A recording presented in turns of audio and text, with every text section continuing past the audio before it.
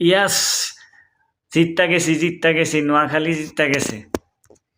দিছি রে, ভরে দিছি, রংপুরে দিছি, আমরা সবচেয়ে বড় দলরে ভরে দিছি, যে দলের সবচেয়ে ভালো ভালো প্লেয়ার তাদেরকে দিছি।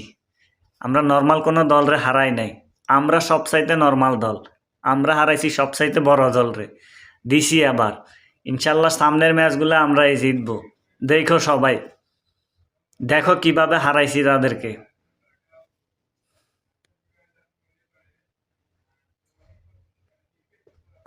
ইনশাল্লাহ নোয়াখালী টিম সামনে আরো ভালো খেলবো, আগামী ম্যাচে ঢাকাকে হারাইবো, সবাই অপেক্ষায় থাকেন।